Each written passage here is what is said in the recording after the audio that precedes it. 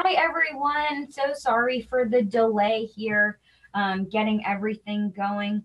Welcome to Engage in Event Management 101. Right now, we are going to get started. So, with that, I would like all of you to take a minute to use the chat feature to write in if you can hear me or not. And that way, I will know that our sound's working and we're doing well, and we can get started. And I'm just going to type that into the chat feature as well.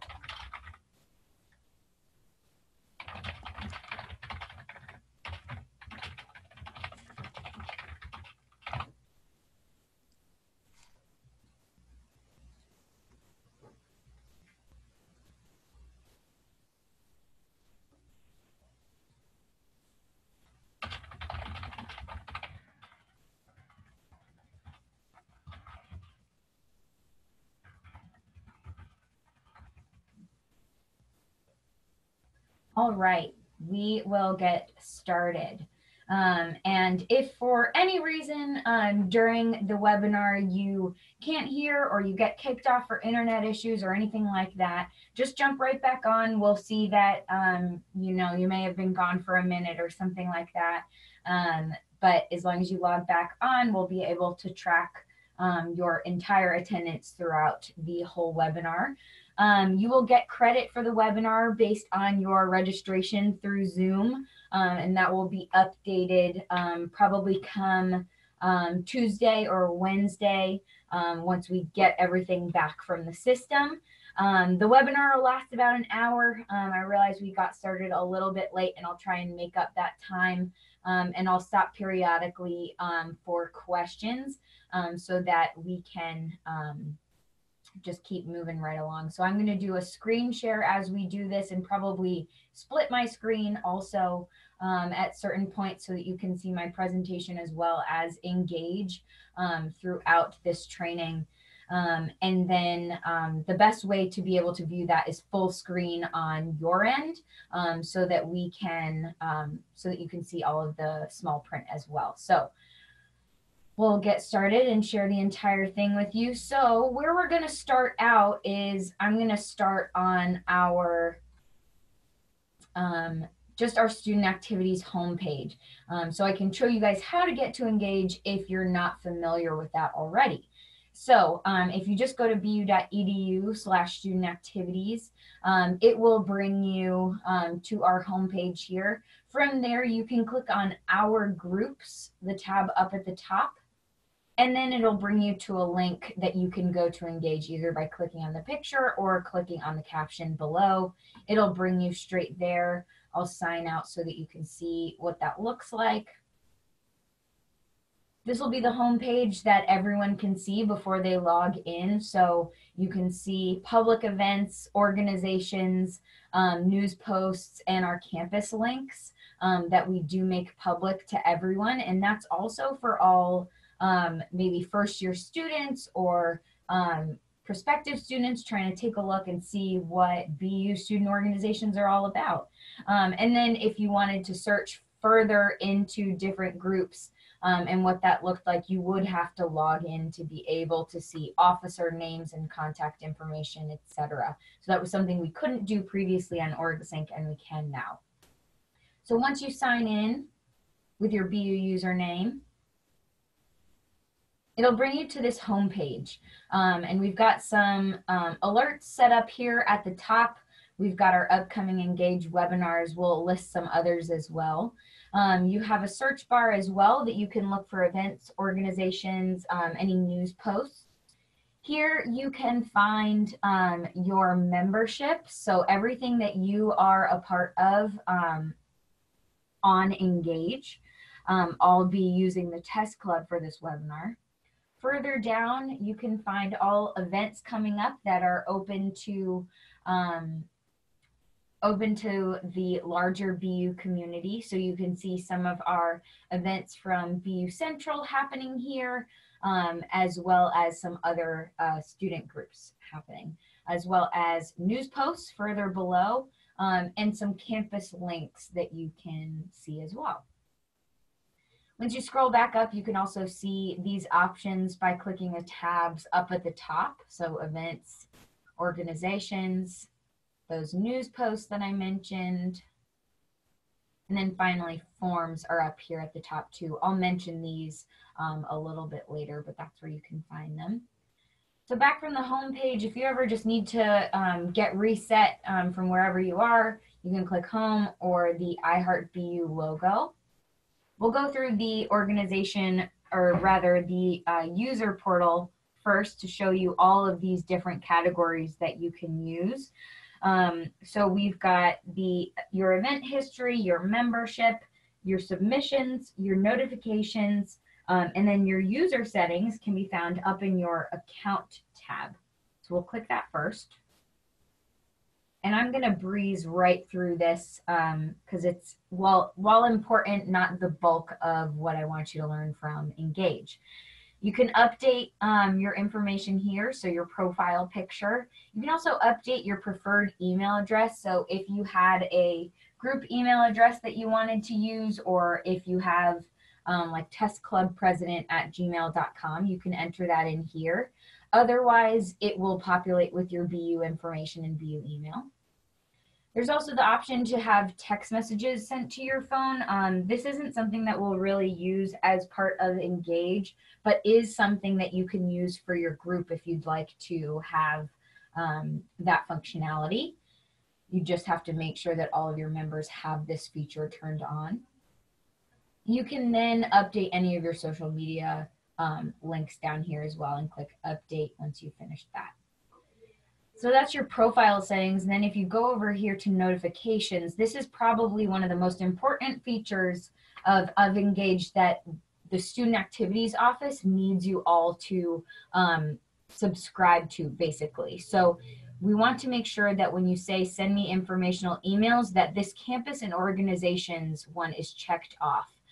That's really, really important because we want to make sure that anything that you need to be notified about, you can get that information, whether it's an event coming up, a training coming up, a notification about an event that you're hosting that we need to get in contact with you for whatever reason. Those need to be checked off. And then you can also find that here that you'll be notified through the system, which I'll show you what that looks like. And then you'll be notified via email. So that is super important that they're all checked off as blue. And then you can also see advanced preferences for how you receive event submissions, forms, and other features of Engage and how it's all notified, how you're notified through that. So that's really it for your account settings that you need to be aware of. The next one is what I mentioned about those notifications. So you're listed up as notifications here, but we're going to go into this other tab, notifications, under the user drawer. This is going to populate a different page that shows you all of the notifications that you've gotten in regards to a request that's come in, a form submission, if it has been commented on or denied or approved or anything like that. You'll get system messages here. You're going to have a lot more than me probably. This is just the test club, so we don't get a whole lot of information from here, but that is where you'd see any membership or event invitations and announcements from your organization as well. Going back up to the user drawer, we're going to go to submissions next. Then from here, it defaults to your forms tab. So any forms that you submitted, these are all from last year or last academic year before we switched to the Engage platform. So this isn't a good example, but any forms that you submit will populate here and you'd be able to view them and or print them from here as well. Elections is a feature that you can use through Engage, but we're not going to go through that right now because it's not really time sensitive and most of y'all aren't working on elections right now. So over to organization registration, this would be if you're starting a new group now, or if in the spring you will want to continue your organization and re-register before the school year ends, which is required of all of our groups. then you'll do that and it will come up here as well.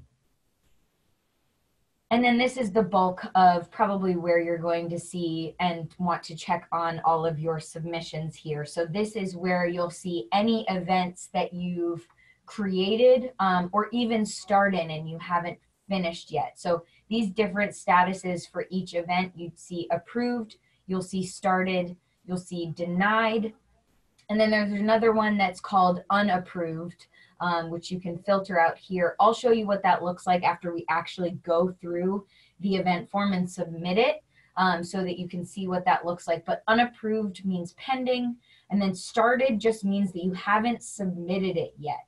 Meaning, so even if something was denied and you need to resubmit something, started means that it hasn't gotten back into our hands at SAO, so you need to actually still take action there to be able to submit that. So that's all of the submissions. Budgeting you don't have to worry about just yet. I'll go into the finances in a little bit. So popping out the user profile drawer again, that's pretty much it for the profile section, and you don't have to worry about experience, service hours, co-curricular transcript, or downloads. So all of these things, those are part of Engage, but not things that we'll use here in the BU Engage system. So I'm going to go back home so that I can see and show you how exactly to get into your organization portal. So the direct link to be able to use that is under your memberships. So I'm going to click the Test Club so you can see what that looks like. Right from the home page, you'll be able to see what most other people will see when they look at your page. Anything that's public facing will be listed here right up front. The Test Club welcome message is listed here, as well as any upcoming events and the officers, as well as news posts and discussion. Discussion is just kind of a message thread that you can use for your group. The news post is going to be segmented into specific like blog posts or like articles. Officers that are listed here will only be shown to anyone who is logged into the BU system. And if you click them, you'll be able to see their email and contact information as well. So that all of your officers will be listed here, and you can click in to see view more events, view full roster. If there were more news posts, you'd see that as well. But the most important thing in order to get into your portal is click Manage Organization. So that's something that will only show up for our officers of this portal. So only those people that have access and admin access to that will be able to see that button. If you don't see Manage Organization, then someone needs to add you as an officer of that group. Now this is a pretty basic homepage for your group. And the way that you kind of get into this is the 3 horizontal lines next to your group name on the top left-hand corner. And from here, it pops out what Engage calls the organization toolbox. From here, you'll be able to look at your roster, the About section, events, news, gallery documents, forms, elections, finance, and then a couple other things that you won't really need to use through Engage, like service hours. We'll go into the About section first so that you can set up your group's page the way you want it. So I mentioned that welcome message before. That is what we call the summary. So this is what displays visibly to everyone. Then there's a full description that you can include as well. I just used the exact same thing, but it doesn't really matter. You can include your profile picture here and change that whenever you want. Further down, you can also add in contact information for your student group. Like a mailing address or something along those lines. You can certainly always use student activities mailing address, but not super important. And then a group email can always be used here as well. Further down, you can include any websites you have for your organization, as well as social media links so that populates for prospective members and the rest of the BU community to see for your group. Always remember to click update in order to save that information. Going back up, we'll go through the roster next. Once you click roster, you'll be brought to this homepage where you'll see a roster of your whole student group that you have uploaded previously, as well as any positions that people are assigned to specifically. So if they're already in your roster and you need to change those people to different positions, then you can certainly do that here by clicking the little pencil icon next to them. So say Megan has served her time as secretary and she will now be on our event committee. For example, that's one of the positions I've created as part of this group. So you won't see this in your organization until you create that. And then you click save for whatever that is. And if you're just removing her from the position, that's also fine. And you just uncheck that box and click save. And then she'll be listed as a regular user now for that club. You'll also, if you don't see everyone listed up top, it populates into multiple pages, so keep that in mind as well. Up here under or next to the current tab, you'll see pending. That's for anyone that you invite to the group that has not accepted yet, and you can see they'll populate here and you can always resend the invitation. We don't have any right now. And then prospective is where members can then, or prospective members can ask to join your group. So this was, I think, called the join feature as part of OrgSync, and is offered in the same respect so that you could send them messages into what that looks like, or accept them if they populate. I don't have any prospective members, so I can't show you exactly what that looks like, but you'll be able to see that there as well. Up here at the top under roster, you can see invite people as well as manage positions. We'll look at invite people first. This is if they're not already part of the club and you want to add them in. You'll separate their email addresses by commas or by separate lines. So you could just click enter and it'll go down to the next line, and you could type in someone else here to be able to do that. And then you'll click add email addresses and you can send invitations to these members as specific positions. So if you just want them to be a member, you can certainly do that, or you can invite them into that position. You can always click cancel or remove them if you made a mistake or anything along those lines. Once you've added them as a member and they accept, or rather before they accept, they'll be in pending, like I said before. Once they accept, they will be populated into your list here, and then you can add them in as different positions. If you want to add a different position, you'll go up here and click manage positions. You'll see that these are all of the positions that are already populated into our student organization here as part of the test club. If you wanted to add another one, you'd click add or the plus position. You type in their position name as well as the type that they would serve as. So if you wanted to create an event committee, you might create them just as a member and then give them additional access as members. So you could say they have full access to create events and they can view finances, for example. So that's something that you should be able to do and add in those positions.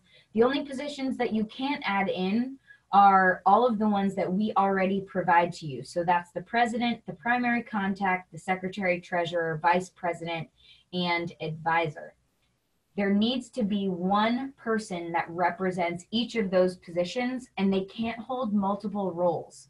So you can't have one person serving as the president and the treasurer, and conversely, you can't have two people serving as president. So one per role for every single position, except the positions that you create as an organization. So for example, I created this event committee and marketing chair positions. And if I wanted to add someone into that, then I could go ahead and say, click the pencil icon next to their name and say, great, Megan's on the event committee. It's also fine with us if you put someone on your own positions and they also serve as one of the positions that we require of you all. So just keep that in mind. So if I wanted Megan to be the secretary, so she would have 25 live access, but she also serves on the event committee, then I'd check her off as both of those and click save, and they would both be listed there as well. So it looks like we've got a prospective member of the test club. So you can see exactly what that looks like to be able to see that, how you then respond to that group or that person. So that's it for the roster, but I think we had a question up here. Can you create new positions if they're not already listed in the options? Yes.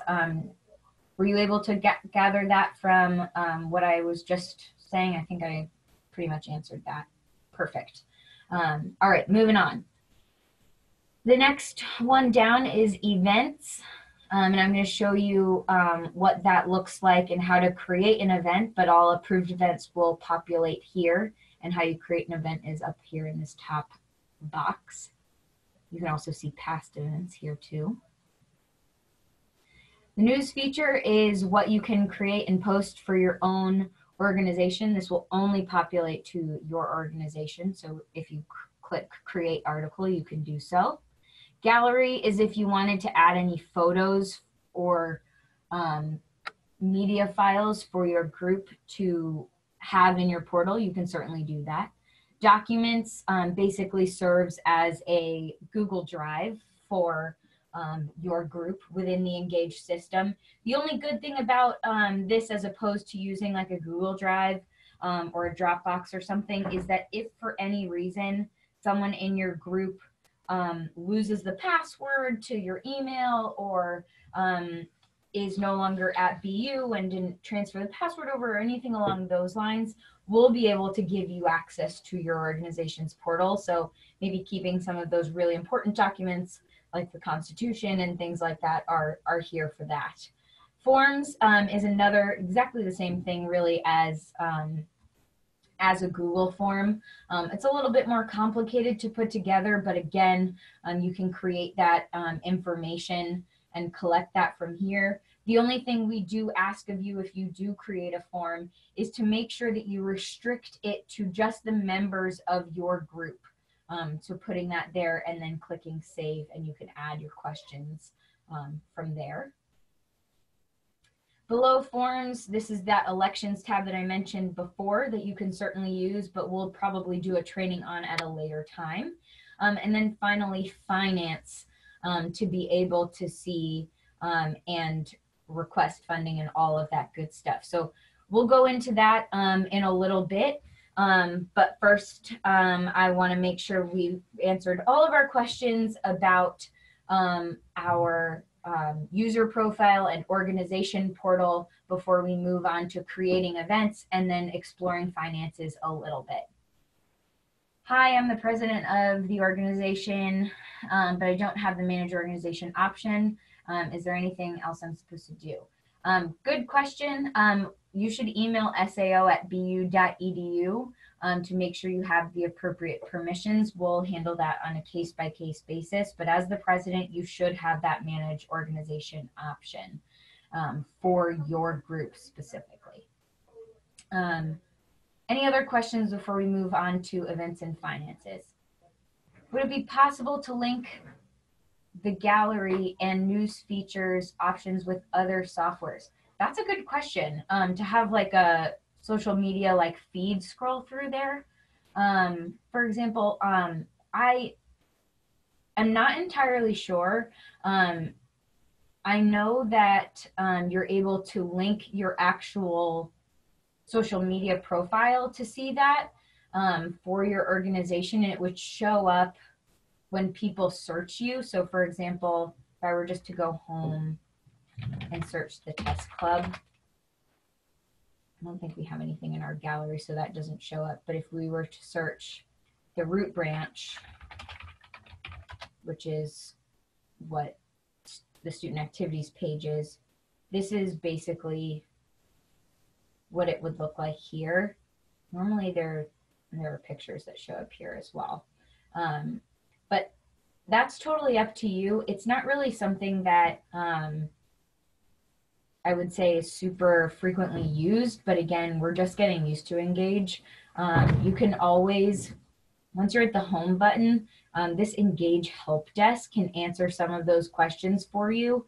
But definitely a good question. I want to say no, that you can't link them to doing like an automatic feed, but you can link them so that they show up right here. Like in your welcome message, you can include them. Good question though. Any others? I'm starting an organization, still waiting for approval, so I haven't been able to see the past few screens. Yeah. You won't be able to see that right away. So that's why I'm showing you guys on this screen as well, so that you can see it from my point of view, from the test club. But until you're approved as an organization, you likely won't see any of the manage organization or creating events or finances. All right, we'll move right along to the event portion then. So this is where I'm going to do that split screen and see if I can show y'all as best as I can as we go through this.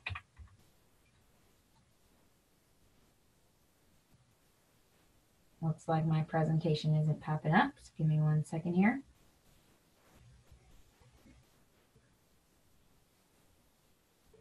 We'll do it in PowerPoint style then. Great. So we already went through basic navigation and student group management. Now we're going to go through event registration policies as well as some finances. So forms and documents. I already showed you some of these forms that are listed up here at the top. So they're available through the root branch. A quick note about documents. You can access that by going home and then scroll down to that campus links area that I showed you before. And if you click group files and forms, this will bring you to our page on our website that has all of these available for download. So everything for student org management, financial processes, AV stuff, and then event planning for on-campus and off-campus events. So you might need to download a file, fill it out, and then upload it as a form specifically. But this is a great way to be able to do that. We were having some difficulty with Engage in order to get these documents here. So we just put them on our website so that everyone has access to be able to see those. Again, that's all on our website that you can find in the campus links. So as we go through, you'll see my deadlines listed on the left-hand side, and these are also available to you when you go through the event registration process as a reminder. So here I'm going to go through that process by clicking into my group, the Test Club, under My Memberships. And then to create that event, I want to click Manage Organization, click my organization toolbox and go to Events. And then click on Create an Event, and this is where we start the registration process. So my event title, this is going to be the Test Club Social. Theme, this is just going to be a social event. And then here under the description, I just want to be really specific about everything that's included in my event. You have to provide a description as well on your 25 Live reservation, and so you can always supply the exact same description that's listed here.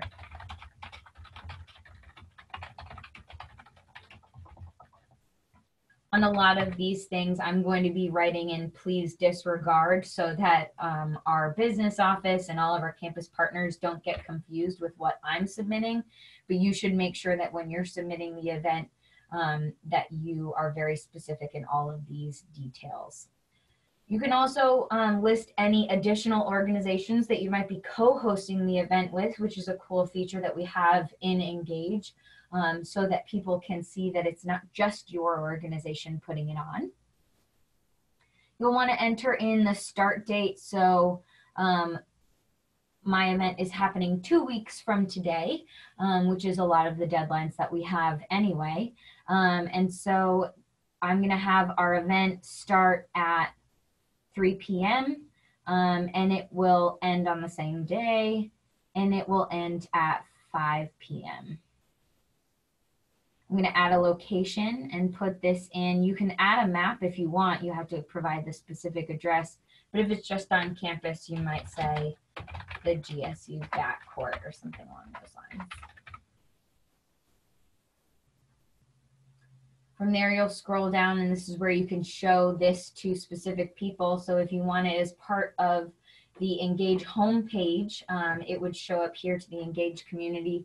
You can also show it to organization members or the public. From here, you can also list event categories or any perks. This isn't a required field, so you don't have to do that, but it does allow you to enter those if you'd like.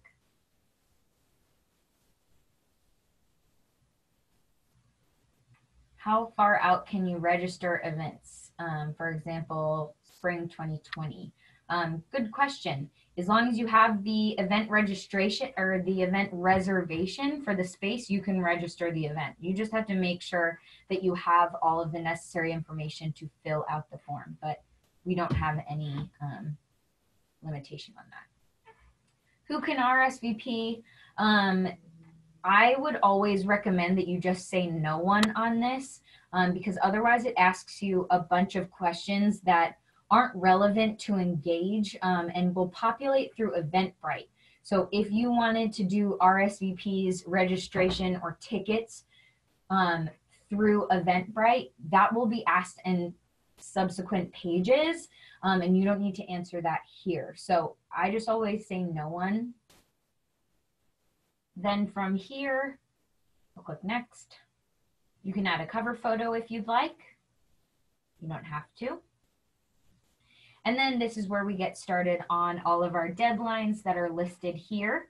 You'll also note up at the top that you no longer need to register any general meetings or rehearsals. This is a new policy that we have to hopefully make things easier for you, that if it's just general business and you're trying to do link tables or meetings or rehearsals, then that's totally fine, and you can absolutely do that. Make sure you get the reservation and everything from 25 Live, but you don't need to register it on Engage. So once you do that, you will click that you agree after you read through these deadlines and click next. From here, you'll have a couple more specifics about the event. So this is going to be a party. We've got about 80 people coming. This event is being held on campus in the GSU backcourt, I said. However, if you are traveling off campus, you'll want to make sure that that populates here. And I'm going to show you what that looks like. If you are traveling off campus, whether it's domestic in the city or international travel, you'll want to specify that here.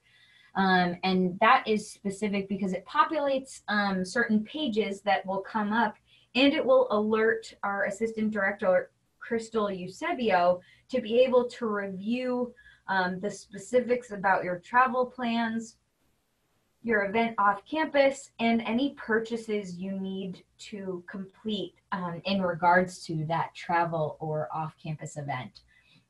So if you are doing that, I'll show you what that looks like. If it's, for example, you're having international travel, it's only for your group members, you're an undergraduate group, and whether or not you're receiving AB funding for it, you would click yes or no. Then from there, like I said, it would populate additional forms and information that we need from you to start coordinating your travel and making sure it's all good to go. International travel needs to be submitted at least 4 months in advance prior to making any travel arrangements. So very specific here and far in advance, and we have a lot of information that we ask of you. But if you have any questions about that, feel free to reach out to our office or contact Crystal Eusebio directly so that we can go through through that. But for now, I'm going to go back so that I can go through an on-campus event with you all. So like I said, it'll populate a different form. Click next. A couple different things that are coming up with event, or that have come up with event management and policies. I already mentioned that we don't need any event forms or registration for link tables, meetings, and rehearsals. All you need to do is reserve the room in 25 Live or the link table, and you can do it. If you need, there have been rather changes to catering and catering exemptions, which I'll go through in a little bit. And there have been some changes to package and package handbooks, as well as custom setup. So I'm going to show you what that looks like as well. Once you get that space confirmation from 25 Live, you'll enter that in here. Most of the time it's 2019, a hyphen, and then a bunch of numbers or letters depending on your event. So make sure that that's specific to your group. You'll enter in the reservation time. So my event starts at 3, but my reservation starts at 1 p.m. and my event registration ends at 7 p.m. We're not holding a rehearsal or run through, so I'll click NA. Doors open when the event starts, which is at 3 p.m. And then really important, upload that reservation confirmation here.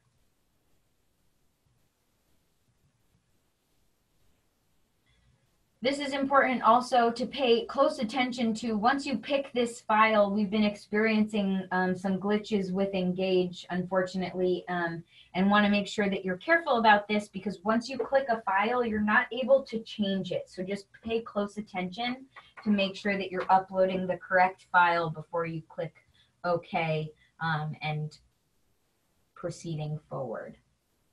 If you are reserving a space that wasn't through 25 Live and you didn't get one of these numbers, if it's like a FitRec room or Residence Life or anything, any other spaces on campus that you reserved with a department but didn't get a confirmation number, that's totally fine. Just enter in 5 zeros up here, and then under the reservation confirmation, make sure you upload some sort of proof that you've reserved that space. So whether that's a screenshot of an email or a PDF that they've sent you, whatever that looks like, you can upload it there. Now, next we go into facilities and SPS. Facilities updates here, they're all in the event form, and anywhere that has package setups available, like a lot of the spaces in the GSU, for example, or different spaces around campus, if there is a package setup, then that is what has to be used. Unfortunately, custom setups are no longer permitted in spaces where package handbook setups are offered. That is because we have so many different offerings already, and our facilities team isn't able to do custom setups anymore. So no handwritten diagrams will be accepted. The only exception to this is if your space is not in the package handbook or doesn't have setups already, then you can work with our team of activities consultants here, and they will work with the facilities managers to get you a custom setup. So you'll indicate that here if you need a facilities diagram, if it's custom and doesn't have a package handbook, if it's just as is and you don't need anything done to the space, or if you don't know, you can just indicate that. If you need any electrician, trucking services, carpentry, things like that, you can list that here. Otherwise, if you don't know, you can say you don't know what you need, or you don't have to fill that out. Then for student production services, the majority of our spaces on campus are serviced by Student Production Services, or SPS. The exception to these are any classroom spaces where Learning and Technology Services, or LETS, is provided.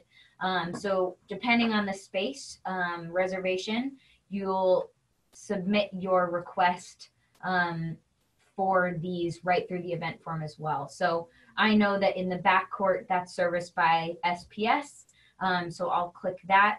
But certainly if it's Let's or a custom setup like an outside vendor or something along those lines, or you don't need student production services or you don't know, you'll just indicate that. Once you fill this out, it'll populate more forms that you'll specify what exactly you need. And from there, they'll email you a confirmation saying, hey, this is what we're thinking in terms of timing and equipment. Does it look good to you? You'll send them an email back saying it looks good or making any changes. And from there, it will be considered done as soon as you respond. No payment form will be needed or purchase request or anything like that. It's automatically covered for all of our student groups for student production services. On to permits. This is our next important part. Permits are required by the City of Boston anytime you're hosting an event that is outside. So that might be on the Comm Lawn or Granby Park or BU Beach or Marsh Plaza or the GSU Plaza. Anytime it's outside, you need to have a permit through the city, and those take a decent amount of time. So we always say to submit those well in advance. The deadline is a minimum of 30 days, and that's with no mistakes being made, and that's the day that it's actually submitted. So if you need help submitting permits, make sure you're doing this 6 weeks in advance so that we can go back and forth and make sure we're all good to go. Anything with any carnival or entertainment or rentals, things along those lines, those require a carnival license specifically through the city. So those are just different types of licenses, whether they're amplified sound, live music, anything along those lines that are outside, or if you have rental activities there as well. They'll be part of that. If you don't know what you need, indicate that and someone will get in contact with you. For our event here, I'm just going to say none, but I think we had a question up here. What if due to weather you need to move the date? That just happens with any event, and you can certainly always try to host a rain date, but that is, the risk you take when planning an outdoor event. So that's kind of a case-by-case basis. If you'd like to discuss that, you can certainly come on in and we'll talk about that. Moving on to film or showing movies or videos at your event, you do need film rights. So whether that's film rights directly through the company, through Canopy, which is the BU library, you need to be able to get those no matter what. You can't just take a DVD or use a streaming service to be able to show a film at your event. You need to have those rights. If it is through Canopy, through BU service, which is linked right here, then you don't need to get those film rights. That you already have them just by being a BU student and using the Canopy service. However, you'll need to indicate that if you're doing so. Otherwise, you'll need to get help from SAO to obtain those rights or indicate that you've gotten them already. We're not showing a film at this test event, so I'll move right along to catering. So catering guide, you no longer need to submit a payment form for the student catering guide or for custom orders anymore. That will just be billed to your group directly from catering to SABO, the Student Activities Business Office, and then it'll be deducted from your account. So you'll still need to actually order it and confirm what you'd like with the invoice and the quote and everything like that, but you don't have to actually put in a purchase request anymore. You'll just indicate that through the event registration form. So if you'd like to do the student catering guide, then you'd go ahead and click yes, and it'll populate on the next page. I'll show you what that looks like now. It's a long order form of everything offered through the student catering guide. Every single question is required so that everything is considered. So if you wanted specific options that you're ordering through the student catering guide, you'd pick what that looks like, and then in the notes section below it, you'd indicate the quantity and or the type if it asks for that. So it might require sauces or types or anything along those lines, so make sure you indicate that. If you don't need anything, for example, I didn't need anything from snacks, then I'd add in NA and list that there. Otherwise, I would say how many of each of those things that I want, and then you'd go forward, and catering would then probably confirm with you, and then from there, it will just be billed to you. So that's the student catering guide. I'm going to go back, though, to skip that page.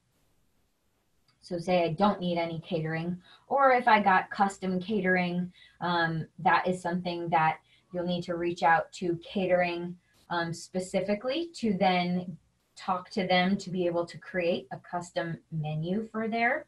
And that is through Catering on the Charles specifically.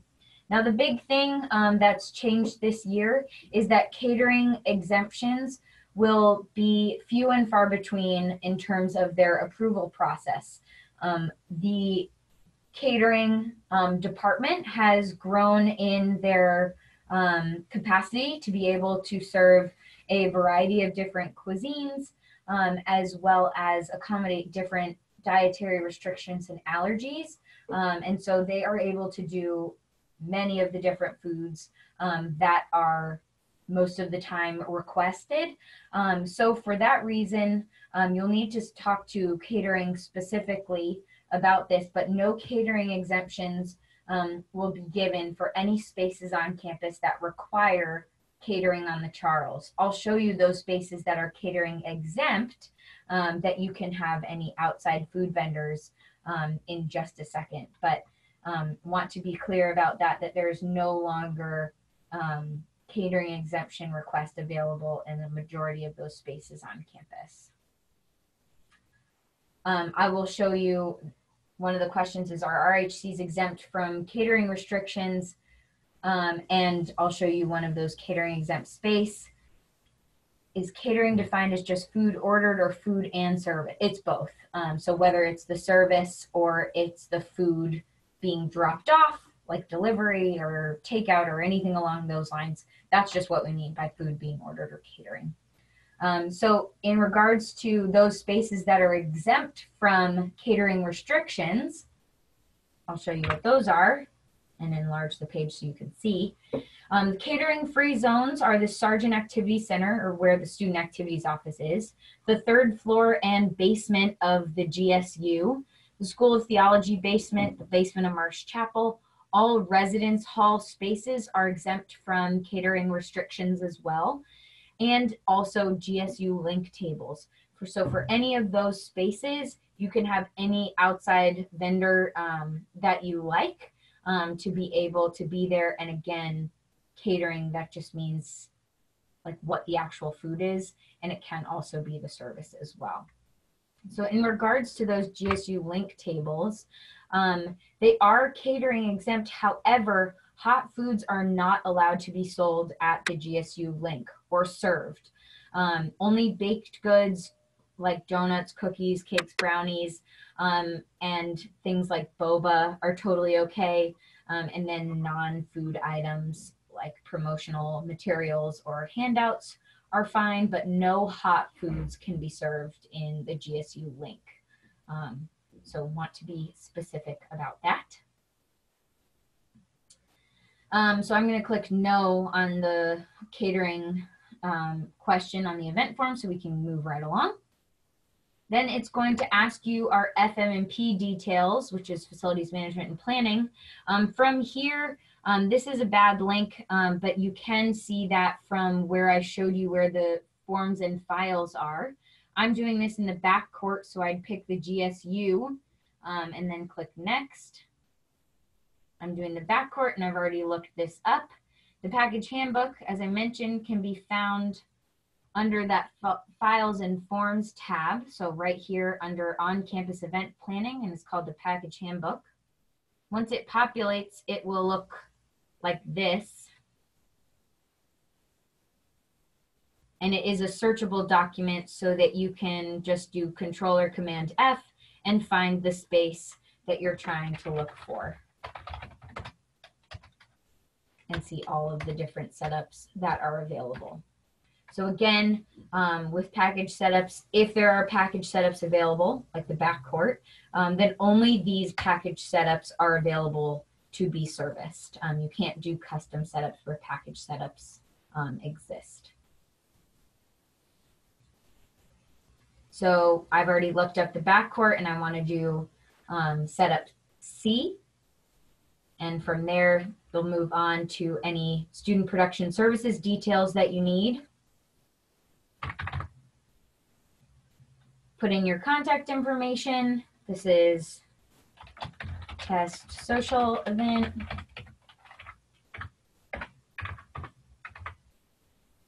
On the 4th, it's in the backcourt.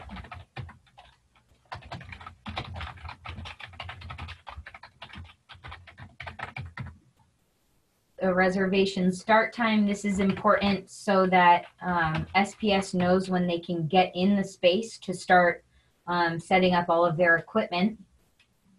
The reservation end time, I think I said, was 7 p.m. The start time is 3. The end time is 5. The doors open at the same time as our event start time, but if you were having a production and you might have the event start at 6, but you wanted people to come in and take their seats starting at 5:30, you can do that. Just indicate that here.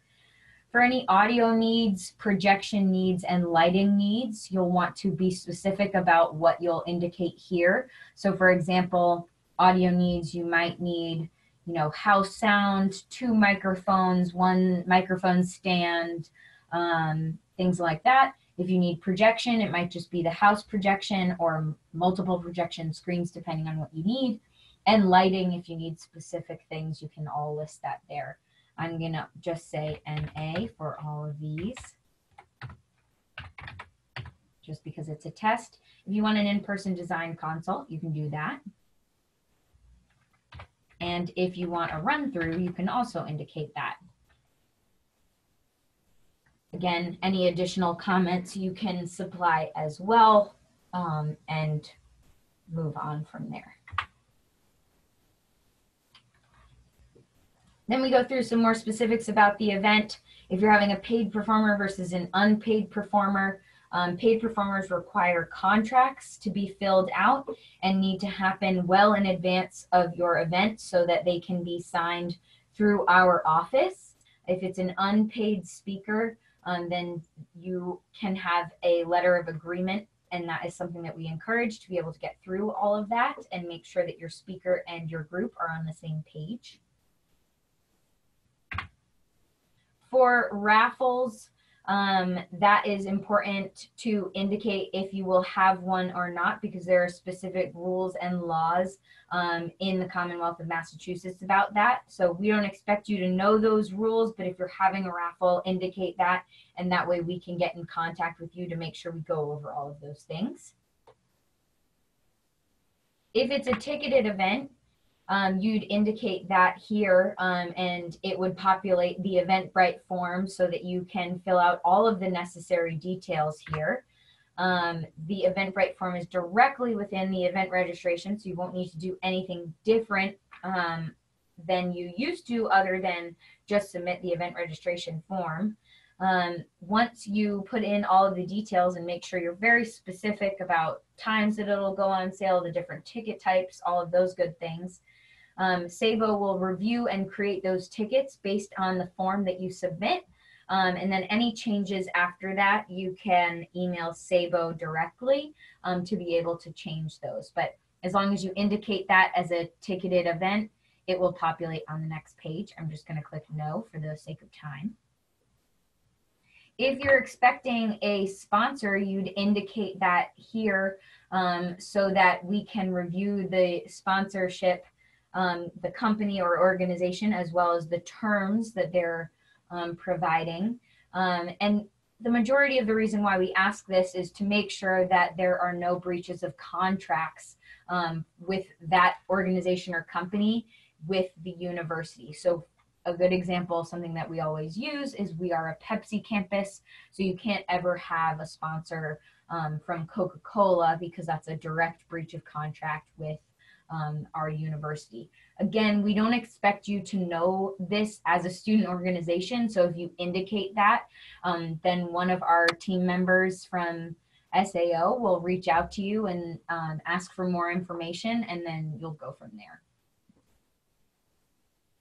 If you have minors participating in your event, you'll need to indicate that here and make sure that you are submitting your event registration well in advance so that we can process all of the CORI forms, the online training, and do background checks. Now, this is specific if minors are participating in your event. If they're just a BU student and they happen to be under 18, then that doesn't count as being a minor through our policy because they are registered as a BU student. So just a quick note about that, and you will indicate that on the form so that someone from our office can reach out to you. We had a question. Will your event include a bar for 21 plus attendees?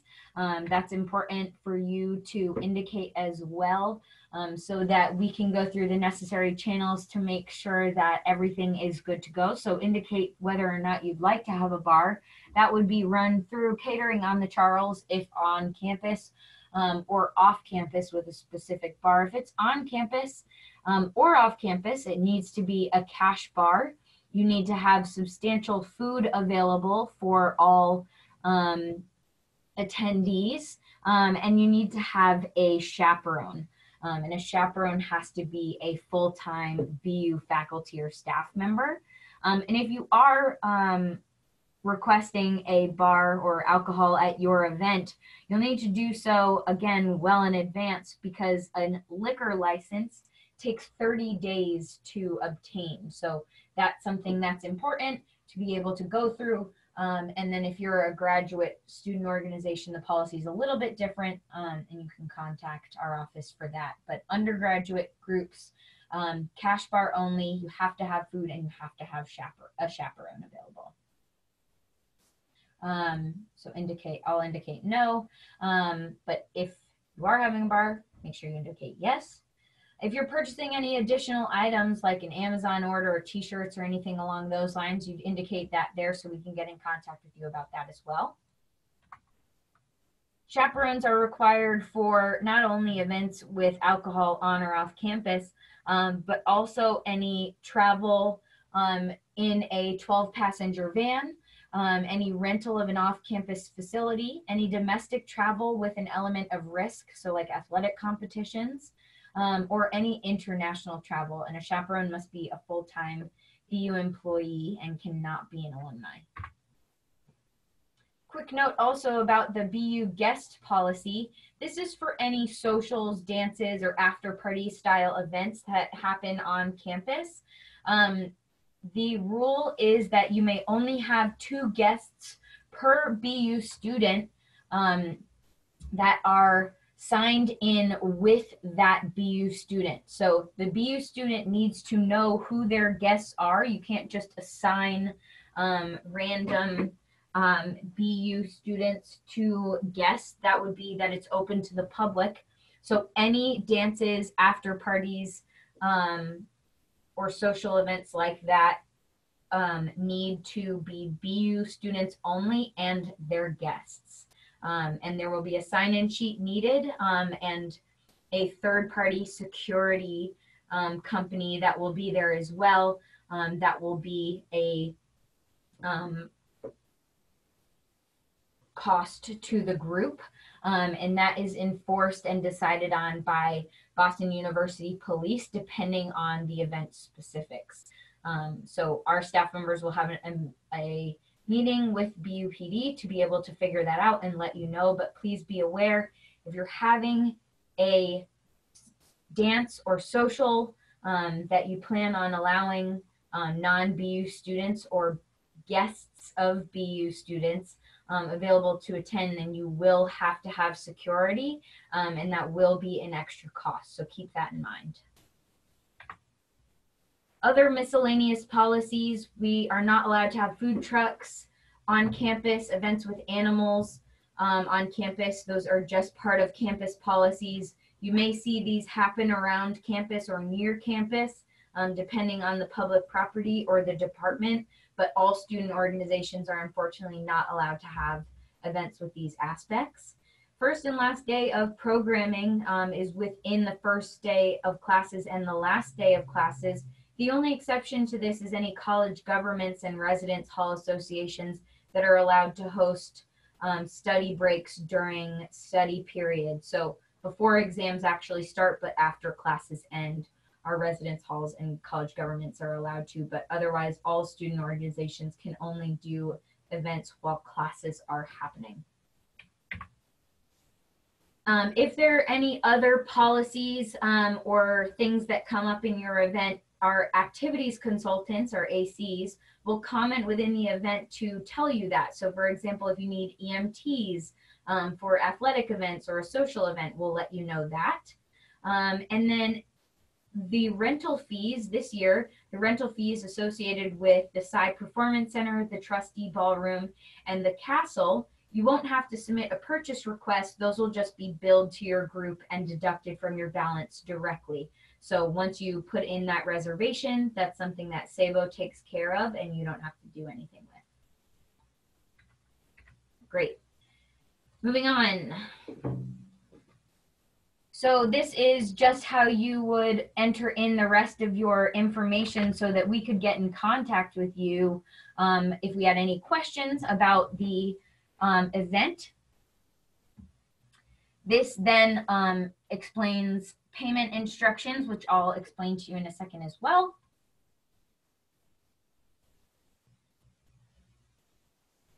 How we'll get in contact with you about your event registration and approval. And then here is the last page before you actually submit this. You can add any comments here or go back and review specific sections of the form to be able to change those, but you'll want to make sure that you actually submit it from here. Again, I'm just adding, please disregard and submit. From here, it will show up under your submissions and you'll see, as I mentioned before, that pending status, which is listed as unapproved in the event. A couple things to note within finances, which we'll move on to next, but I think we had one other question. Is there a way to save it as a draft? It automatically actually saves it as a draft, or it should.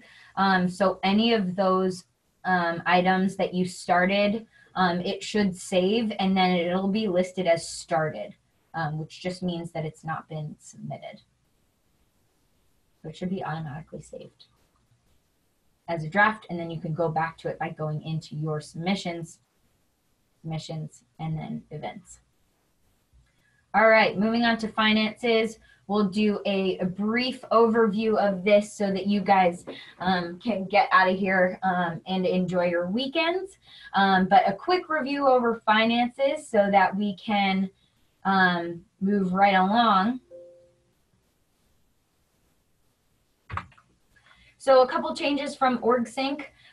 Your revenue account is now just your account, and then any money given from AB is also just going to be funded or deposited rather right into your account. So there's no difference between your budget side versus your revenue side. It's all just under your account.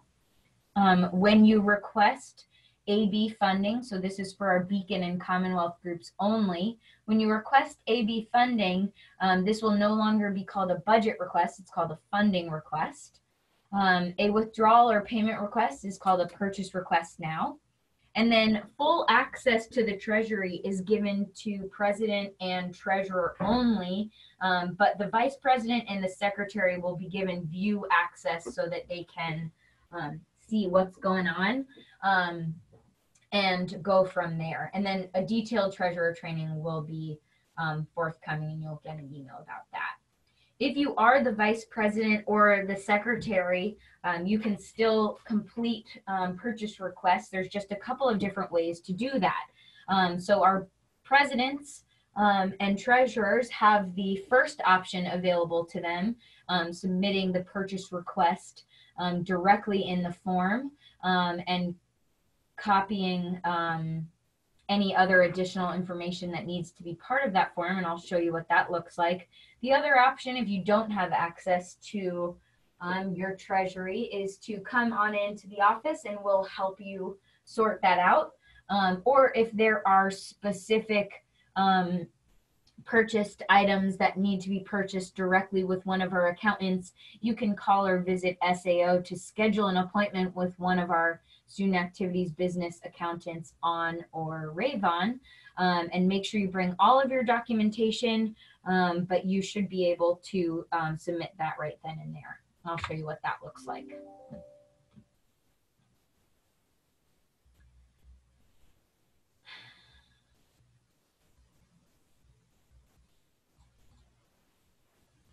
All right, so going into the purchase request or the payment form, a couple updates that are listed on the side here while I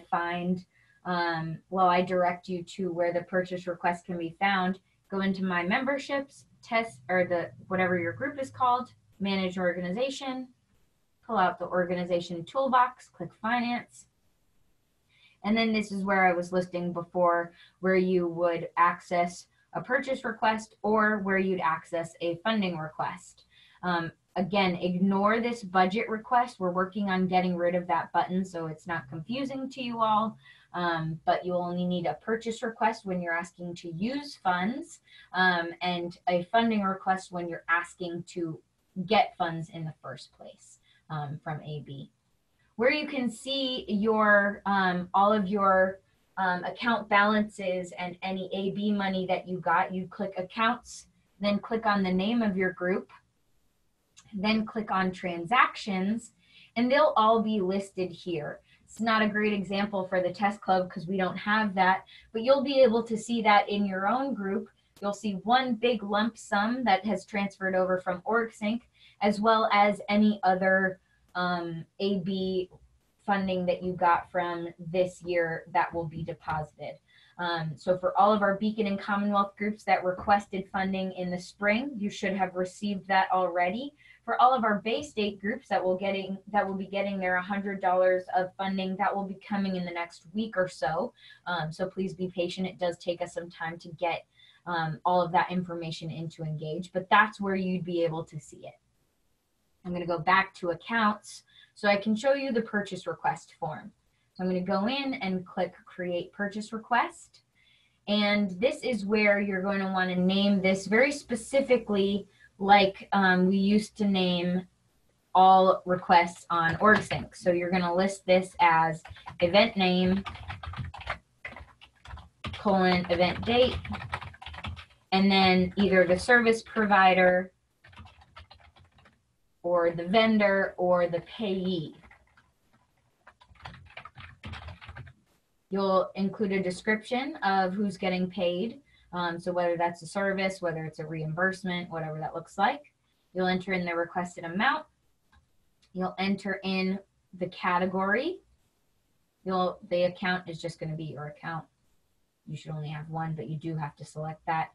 Then you'd fill out the rest of the details to make sure that everything is specific to whoever needs to be paid or whatever company needs to get paid. You'll name any additional information here, like the name of your event, date of the event, the primary contact of the payee's organization or company, phone number, contact information, all that good stuff. If it is for general business, that's totally fine. You'll enter that in as general business here, and the date just of the day that you're submitting that, and enter in all of that information. The category of the payee, where they're from. If a reimbursement, then make sure that you're filling out all of this. This is a really long form. We're only able to have one long form for a purchase request, so we ask a lot of different information, and it's all separated by these blue bars here. So if you're not doing a funds transfer, you can just skip this section. but they're all listed here and they're not considered required, so that you can submit whatever information is applicable for your purchase request. So just be really careful about what you're looking for within the actual purchase request, and make sure you're submitting all of that information for that specifically. Quick note about Amazon orders, just make sure that you put in the URL of your public wish list, and then Sabo can go ahead and purchase that for you with Prime, and then we'll let you know when it actually comes in.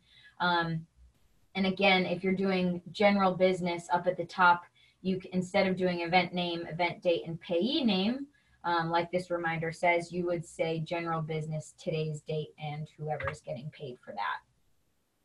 We got a couple questions up here I'm going to answer in just a second.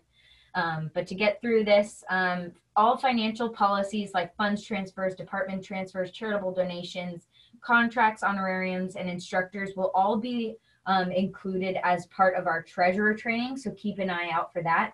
Or if you have any questions about those right now, you can stick around for questions, or we can address those individually by you guys contacting us through our office or coming in.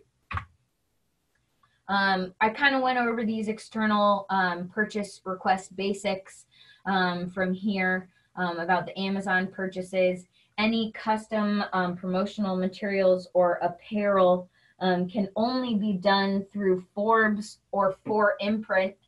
Promoversity is no longer sponsored through the university or licensed by the university, but we did have Custom Ink just approved as a licensed vendor. So you will be able to go through them for all of your promotional material needs as well.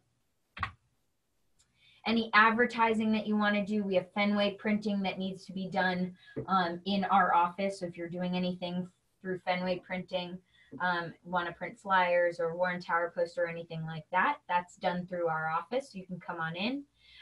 If you are looking for the approved vendor book, that is listed under our files and forms under financial processes, and you can list that here or see that here. Digital signage is also listed under this same page on our website, and you can click that, see the specifics of the actual requirements of the image, and then actually submit that image on this next page over here. And that will be put up on our digital signs, or those big TVs that are in the GSU link. Warren Tower poster is the same concept. In terms of getting that space, you need to reserve the space, and then you can come on in and we'll help you get that printed once you reserve the space through marketing and communications office. The easiest way to do that is just Google search BU Warren Tower poster and find the link there, or you can click on group benefits, scroll down to promotions and publicity, and you should be able to scroll all the way down to Warren Tower posters, and it'll link you there. All right, so now I'll go ahead. I see I've got a bunch of questions here. If you don't have any questions, we are all set, and you can go ahead and leave the webinar. Thank you so much for joining us. Otherwise, I'll stick around for questions. Thanks so much for joining us. Feel free to reach out, contact us, or come on in if you have any questions through the office, and I will get started with questions now.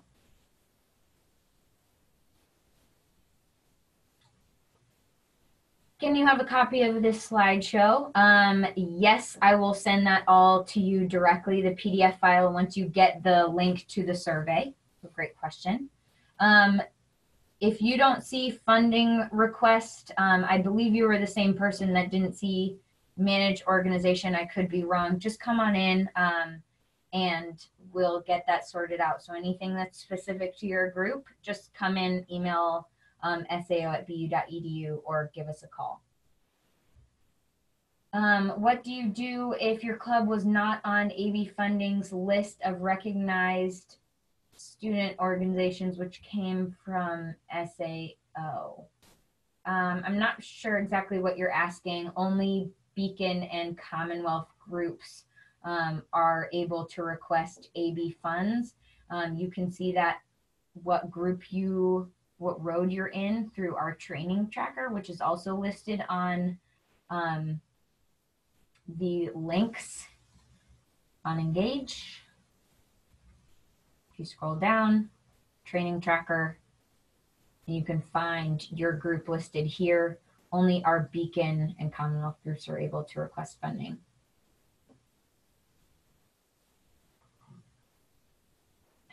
I'm not sure what funding list you're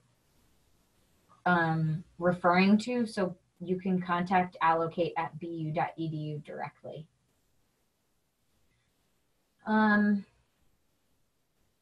And then a couple of questions about the meeting ending. I'm sorry it went late and we got started a little bit late, but we're all set now.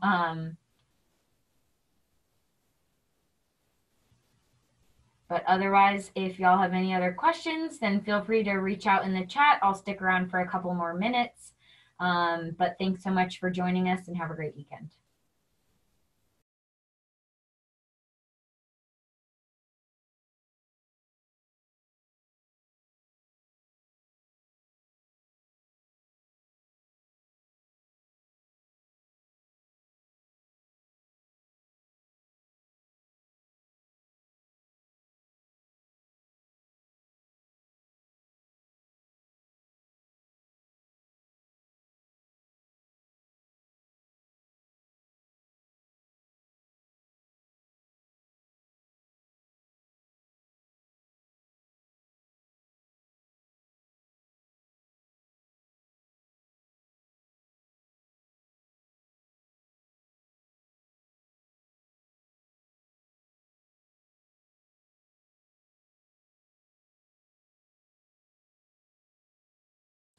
All right, that looks like that's it. If you have any questions, please feel free to email, call, or stop in, and your credit for the training will be updated next week and logged through your Zoom registration. Thanks so much for joining us. Have a great weekend.